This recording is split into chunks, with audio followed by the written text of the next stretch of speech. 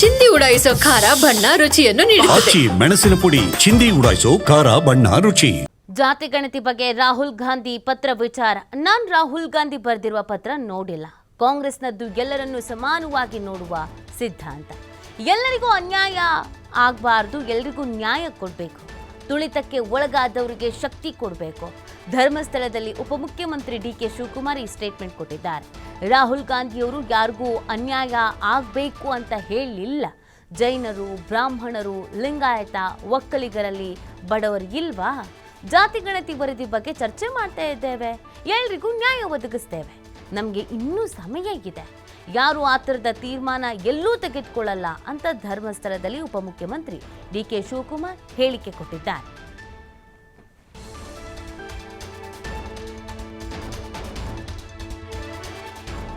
ನೋಡಿಲ್ಲ. ಕಾಂಗ್ರೆಸ್ ಪಕ್ಷ ಎಲ್ಲರಿಗೂ ಕೂಡ ಸರಿಸಮಾನತೆಯಿಂದ ತೆಗೆದುಕೊಂಡು ಹೋಗಬೇಕಾದಂಥ ಒಂದು ಮೂಲ ಧರ್ಮ ಇದೆ, ಸಿದ್ಧಾಂತ ಇದೆ. ಎಲ್ಲರಿಗೂ ನ್ಯಾಯ ಕೊಡಬೇಕು ಅನ್ನೋದಿದೆ. ರಾಹುಲ್ ಗಾಂಧಿಯವರು ಯಾರಿಗೂ ಅನ್ಯಾಯ ಆಗಬೇಕು ಅಂತ ಎಲ್ಲೂ ಹೇಳಿಲ್ಲ. ತುಳಿತಕ್ಕೆ ಒಳಗಾದಂಥ ಸಮಾಜಕ್ಕೆ ಹೆಚ್ಚಿಗೆ ಶಕ್ತಿ ಕೊಡಬೇಕು ಅನ್ನೋದಿದೆ.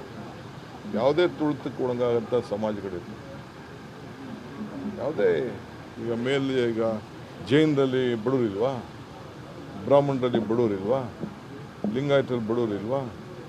ಎಲ್ಲ ಜನರಲ್ಲೂ ಕೂಡ ಬಡವರಿದ್ದಾರೆ, ಒಕ್ಕಲಿಗರಲ್ಲಿ ಬಡವರಿದ್ದಾರೆ, ಎಲ್ಲರೂ ಇದ್ದಾರೆ, ಎಲ್ಲ ಬಡವರಿದ್ದಾರೆ. ಎಲ್ಲರಿಗೂ ಕೂಡ ನ್ಯಾಯನ ಒದಗಿಸ್ಕೊಡ್ಬೇಕು ಅಪ್ಪ. ಅದೆಲ್ಲ ನಾವು ಈಗ ಚರ್ಚೆ ಮಾಡ್ತಾ ಇದ್ದೀವಿ, ಅವಕಾಶ ಮಾಡಿಕೊಡ್ತಾ ಇದ್ದೀವಿ. ಕೆಲವರು ಮನೆಗಳಲ್ಲಿ ಇರಲಿಲ್ಲ, ಕೆಲವರು 90% ಈಗ ನಮಗಿರೋ ದಾಖಲೆ ಪ್ರಕಾರ 90% ಬರ್ಸ್ಕೊಂಡಿದ್ದಾರೆ. ಇನ್ನು 10% ಇಲ್ಲ. ಕೆಲವು ಸಲಹೆಗಳನ್ನು ಕೊಡ್ತಾ ಇದ್ದಾರೆ. ಎಲ್ಲರಿಗೂ ನ್ಯಾಯ ಒದಗಿಸ್ಕೊಡ್ತೀವಿ. ಸ್ವಲ್ಪ ತಾಳ್ಮೆಯಿಂದ, ಇನ್ನು ಬೇಕಾದಷ್ಟು ಟೈಮ್ ಇದೆ. ಕೆಲವನ್ನೆಲ್ಲ ನಮ್ಮ ಮಂತ್ರಿಗಳೆಲ್ಲ ಹೇಳಿದಾರಲ್ಲ, ಇದಕ್ಕೆಲ್ಲ ಈಗ ಜಸ್ಟ್ ಪುಸ್ತಕ ತೆಗೆದು ನಮ್ಮ ಕೈ ಕೊಟ್ಟಿದ್ದಾರೆ. ನಾವು ಇನ್ನೂ 2 ದಿನ 3 ದಿನ ಅಧ್ಯಯನ ಮಾಡಿದ್ದೀವಿ, ಚರ್ಚೆ ಮಾಡ್ತಾ ಇದ್ದೀವಿ. ಇನ್ನು ಇಲ್ಲಿಗೆ ಇದು ಏಕಾಏಕಿ ಯಾವ ತೀರ್ಮಾನ, ಆ ಥರದ ತೀರ್ಮಾನ ಯಾರೂ ತೆಗೆದುಕೊಳ್ಳುವುದಿಲ್ಲ. ನಾನಿನ್ನ ಲೆಟರ್ ನೋಡಿಲ್ಲ. ಕಾಂಗ್ರೆಸ್ ಪಕ್ಷ ಎಲ್ಲರಿಗೂ ಕೂಡ ಸರಿಸಮಾನತೆಯಿಂದ ತೆಗೆದುಕೊಂಡು ಹೋಗಬೇಕಾದಂಥ ಒಂದು ಮೂಲ ಧರ್ಮ ಇದೆ, ಸಿದ್ಧಾಂತ ಇದೆ. ಎಲ್ಲರಿಗೂ ನ್ಯಾಯ